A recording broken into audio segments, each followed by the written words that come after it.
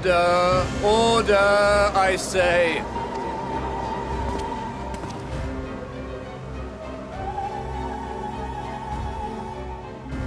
I thank you all for gathering here on such short notice. This day we must speak of grave affairs and their implications for the future of Sharlian, nay, of this very star. Said affairs concern all citizens, and so we have called for a public assembly.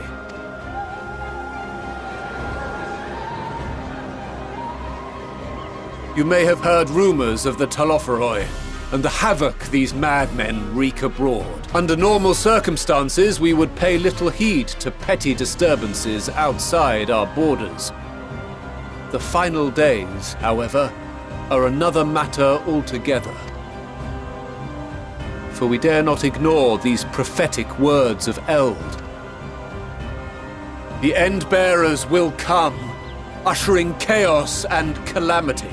The final days descend and devour the very star. I've never heard this prophecy. Is it true? Will all that really happen? Calm yourselves. The time has come to speak of the Forum's most sacred duties.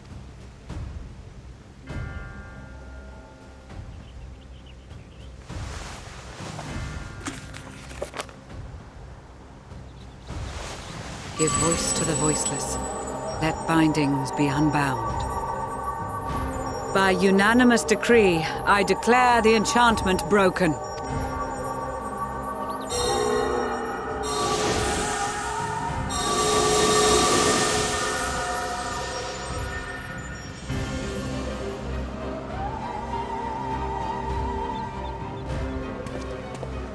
Master Leveilleur. Very well.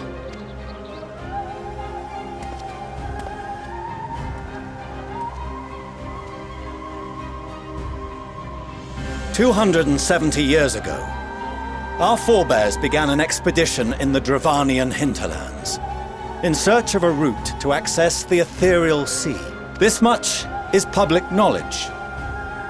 Their findings, however, would become the Forum's most closely guarded secret. What those researchers discovered in the hinterlands was not a passage unto the ethereal sea, but the very heart of our star, and Hydaelyn herself. She spoke to them of a calamity that would extinguish all life, and of a means by which we might be spared. The moon. 'Tis in truth a gargantuan vessel built to serve as sanctuary for her children, and deliver them from this doom. Much like Njunkref's hope in ages past, it will bear the people of a world in the throes of death to a new home. Needless to say, this will be no small undertaking. To facilitate the great work, the Forum has maintained close contact with the servants of Hydaelyn, who presently reside on the moon. Convinced that the foretold end was all but inevitable, we began amassing a wealth of knowledge, not merely for the betterment of our nation, but in preparation for the journey to come. You reveal this to us now? By the gods, how long do we have? While we cannot say with certainty, we believe the hour to be nigh. We received a transmission from the moon suggesting as much not long ago. Which is why we must in earnest begin preparations for the great exodus. For his impressive contributions and the leadership he demonstrated during our withdrawal from Dravania, we have elected Master Leveilleur to oversee this initiative.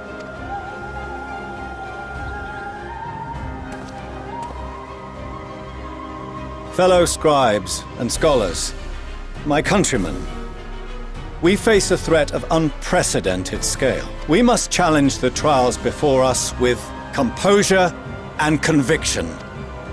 The wisdom of Sharlayan has ever been a shining beacon in the darkness, and so it shall continue to be.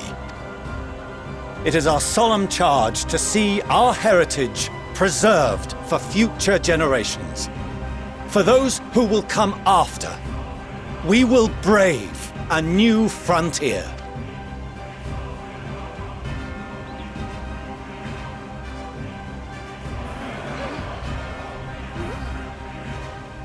Administrative edicts will be relayed to all major institutions ere long.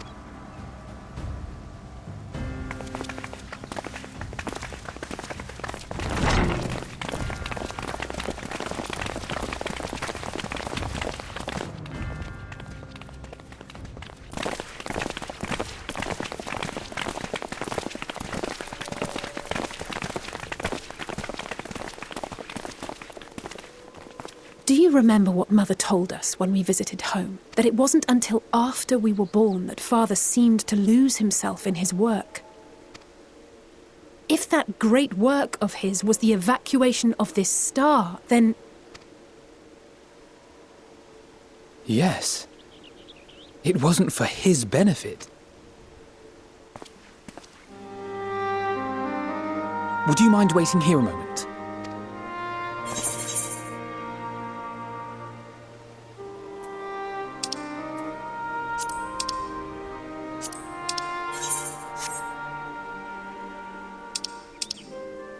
I may look daggers at him.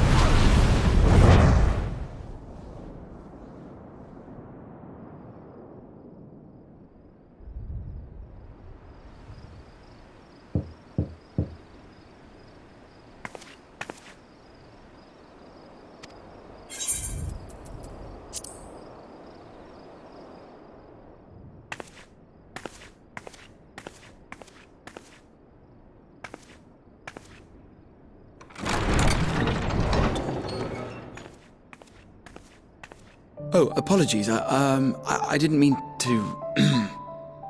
If you could spare a moment before bed. Thank you. I fear this may be the last quiet night we have to talk for quite some time.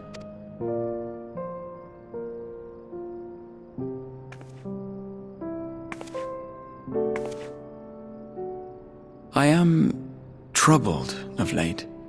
Unwarranted concerns, perhaps. I hope. Nevertheless, I feel compelled to share them with you.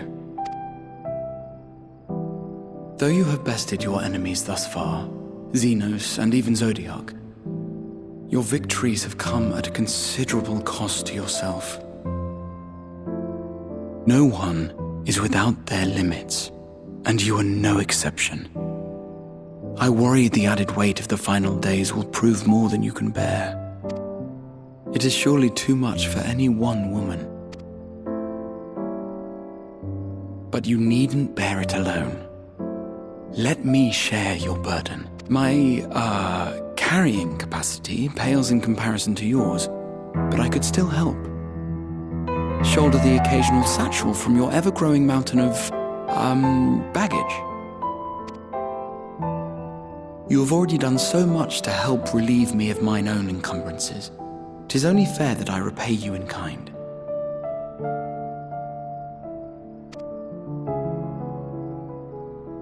Of course, it needn't be only troubles we share. Moments of joy may seem few and far between now, but there will come a time when we look back fondly on this journey. The inquiry at the Forum, our march through the snows of Garlemald, our impromptu dinner in this very room. And that is to say nothing of the journeys yet to come, to the ends of the world and beyond. But tomorrow will be no less busy than today, and I've kept you from your rest long enough.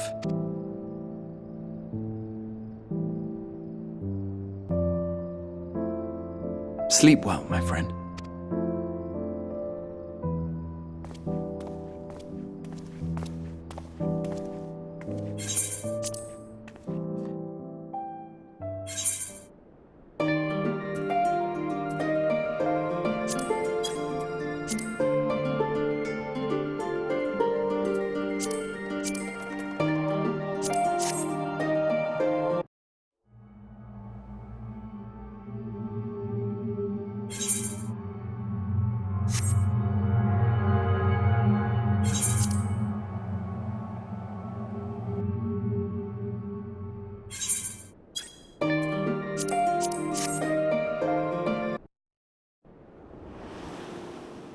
And lo, vile beasts did rise.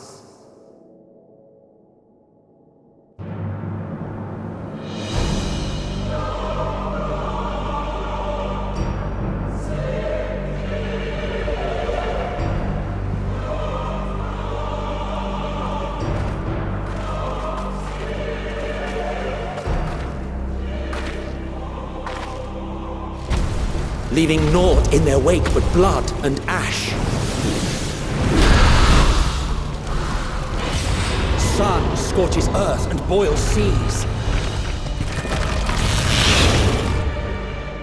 And our sins ascend unto the heavens.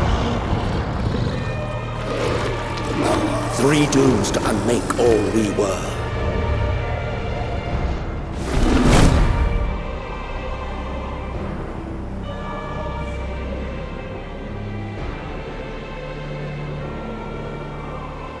The sky burns.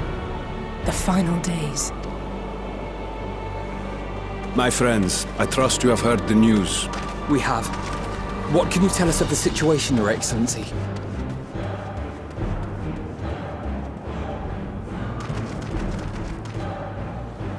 Last night, the isle was rocked by tremors, and the earth itself cried out. Aloft, the heavens began to burn. From all about, unholy beasts, the likes of which we had never seen, came forth in fury and rage. No. To say they came forth would be inexact. The people of Radzat-Han themselves transformed into these baleful fiends.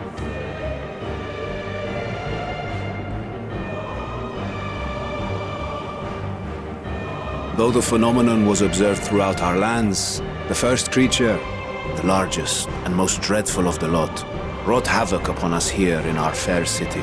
Though they bear superficial resemblance to divinities of legend, they are ungodly abominations.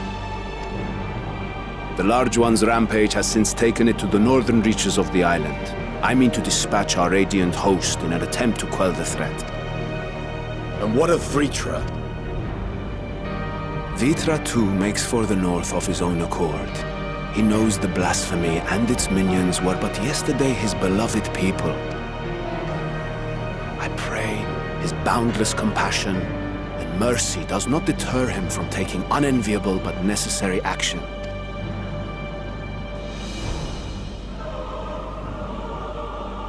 Understood. I ask that you allow us to aid you in quelling this threat. You would risk your lives to help us yet again? I have no words to express my gratitude. Our regiments approach the north from several directions, with a number of units set to depart from the docks of Yedlimad. They will make landfall in an area of dense jungle, where one can expect to encounter dangers even beyond the fell beasts we hunt. I leave you to your preparation. You will find me at the docks when you are ready to depart.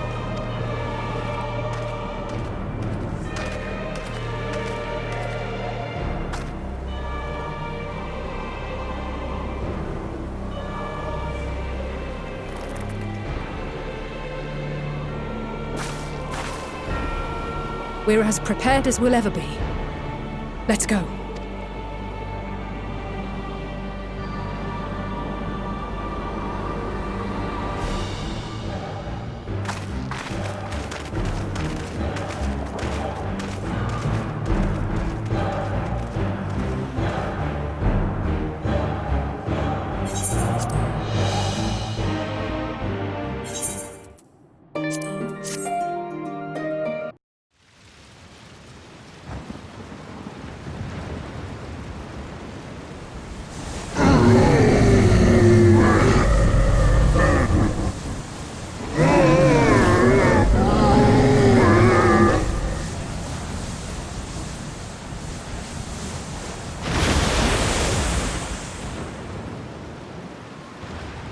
as I feared.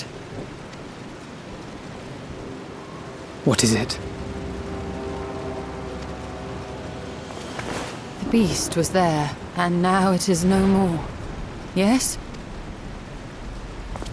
Indeed. We saw it plain. But you didn't, did you? I saw nothing. Not the blasphemy that perished here, nor the other men turned beasts. And because of this, I now see all too well. There is no ether. Where the creatures should be, I saw naught but emptiness. Emptiness? But that would mean... Recall the words of the Watcher. 'Twas a stagnancy of ether, a cessation of flow, leading to decay and absence, that led the ancients to conclude their star was dying. This is the same phenomenon. The instant these people are seized by the transformation, their ether begins to rot and crumble away like dried mud. Until, from their corporeal forms to their very souls, naught remains. But the beast spoke with its dying breath. Surely at least a sliver of the man it was endured. Mayhap so. But even if the process was incomplete, it was little more than a faint residue. Gods be good. You're saying they cannot be saved? Not by any means known to me, or by any means at all, like as not. For there is naught left to save.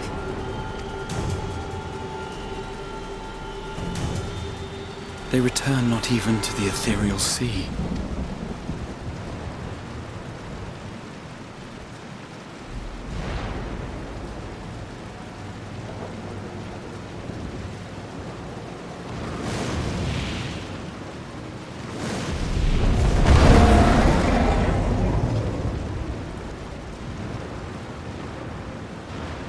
The beasts rage on, their hunger insatiable.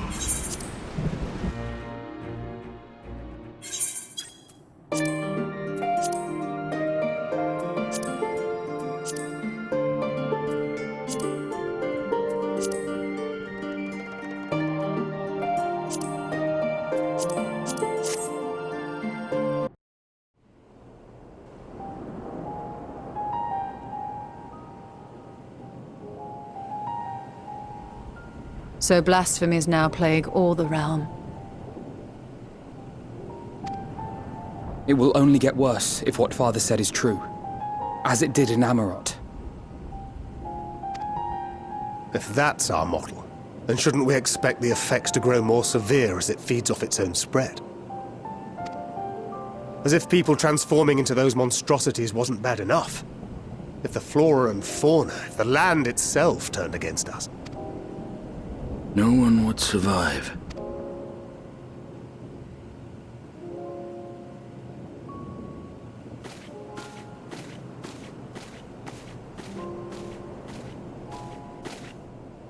Here's your order, friend.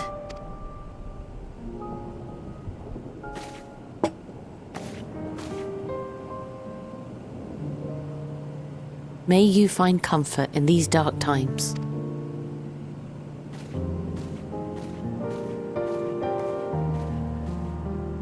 Where do we go from here? If there's one thing we've learned, fighting blindly and simply reacting to what comes will accomplish nothing. We must find a solution that addresses the fundamental cause. Before our strength is exhausted, before this crisis spirals out of control. Is there something, anything we've overlooked? If there is an answer, Hydaelyn herself will have it.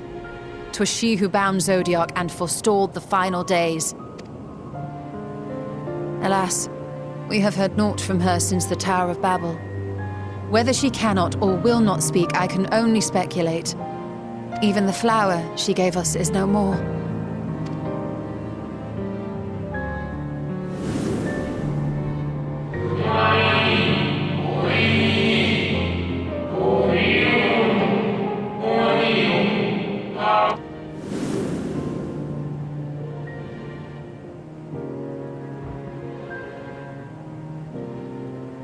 So advised the Watcher. But what could be the significance of that name? It is entirely unfamiliar to me. To me as well. It meant something to the ancients, though. In our time. Most surely. Yet I do not recall a single mention of it in the records of Anida. Another dead end. And quite literally. It's not as if there are any ancients living we could go and ask. Not alive as such, but not quite dead.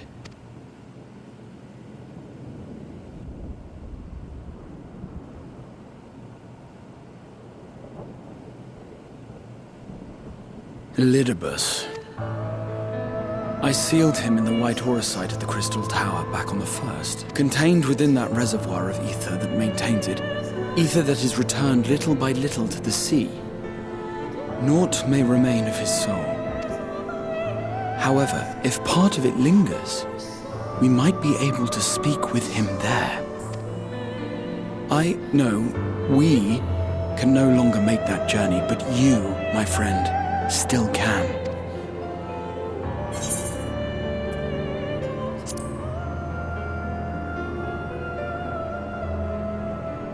Thank you, my friend.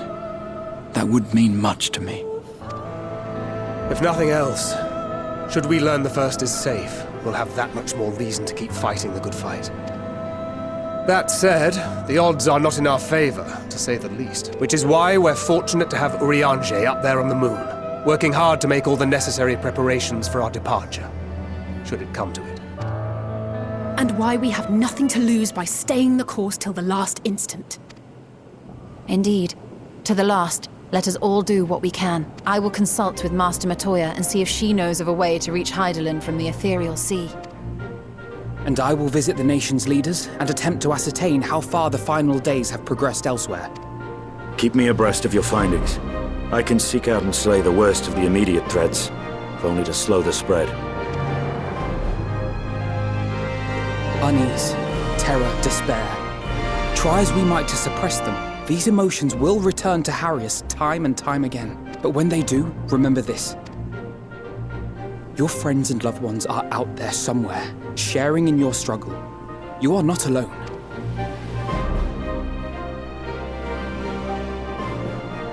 So ends the brief respite before the next revelation. Yes, so much left for you to see. Where beginning ends, and end begins.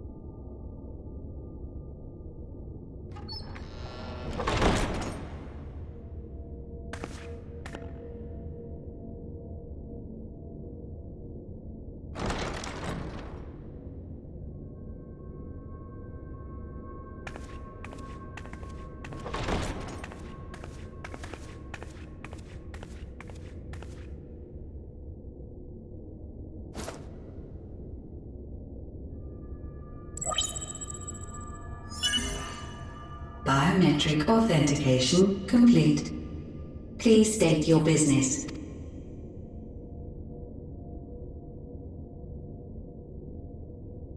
Acknowledged. Reinitializing Circus Tower systems.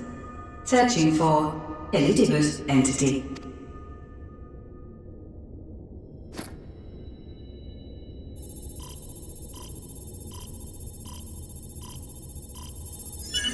Target located in subterranean core power accumulator.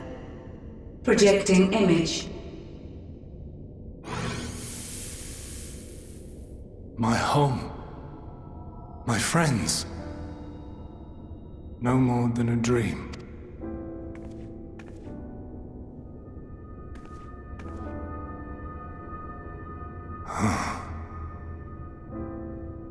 You.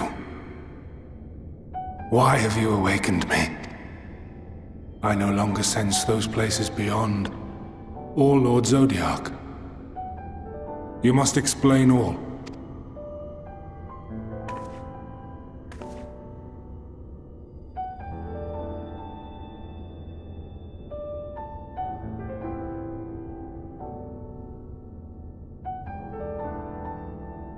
So, he is fallen, and my brethren's souls returned to the star.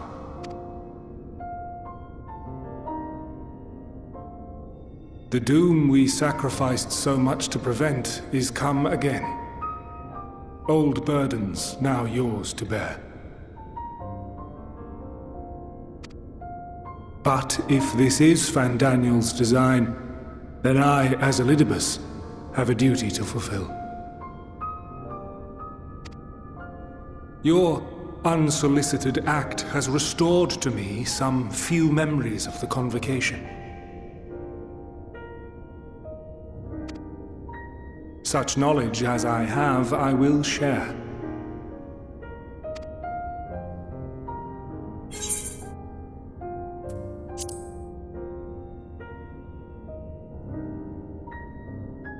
Why apologize for receiving a favor of the defeated?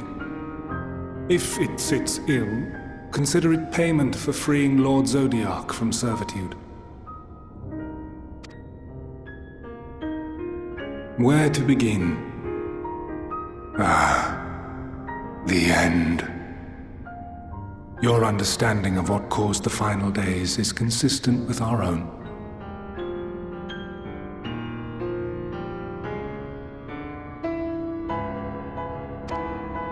The decay first took root where the currents were weakest. Yet, not the him of here and now, but as I knew him, long, long ago. Having shed light upon the phenomenon, he dedicated himself to devising a countermeasure. Were it not for his knowledge of the Celestial, we would never have made the connection, and thence forestalled the final days. And though he inherited that noble soul, how different this last incarnation, so consumed by self-loathing and hate.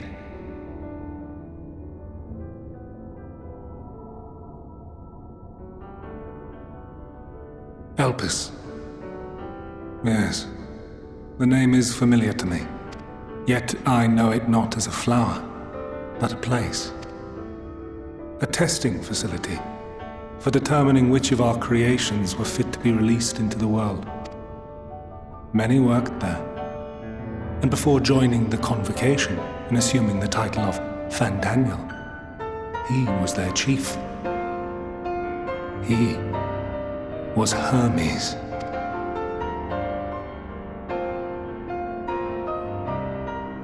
That is all I know. The crystals tell little of the lives the 14 led prior to their induction. Elpis itself would tell even less. Nary a ruin has survived. Wait. I saw you there. In Elpis. No. I did not. But I did. I did. A lingering trace of impossibility. And a truth that fills my heart.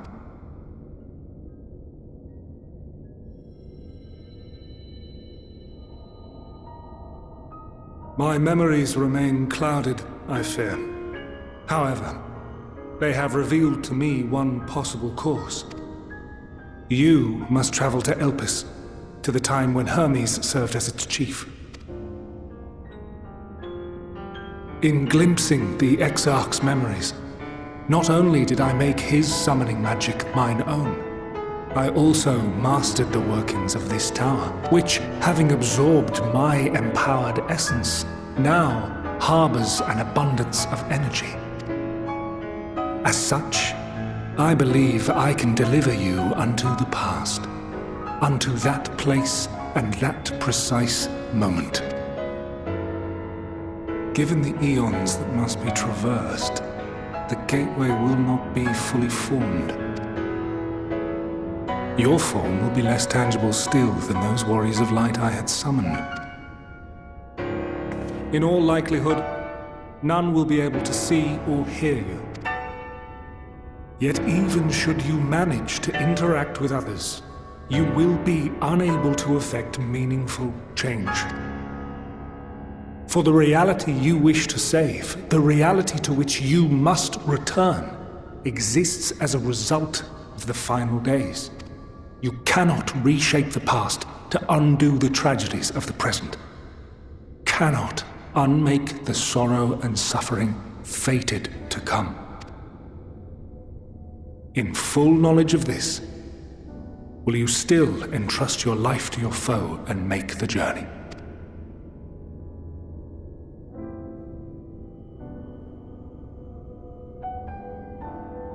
Very well. I shall cast you unto the river of time. Let this be my final act. You must input the commands. I no longer have the authority. First, you must reconfigure the systems, that the tower's ether may be channeled for the magic.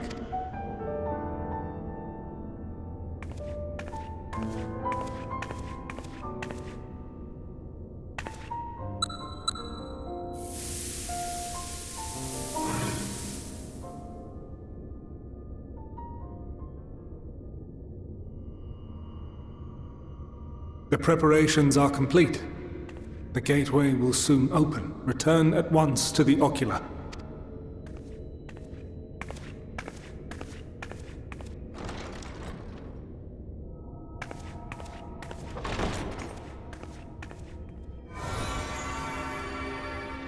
All appears to be in order. The ether flows unimpeded. The magic should consume every last mote of my essence. Why are you surprised? Did I not say that this will be my final act? Lord Zodiac is no more. There is nothing for me here. The ones I love and long to see again are waiting in that promised land, beyond memory and dream. Now go, warrior of light. Go, and do not look back.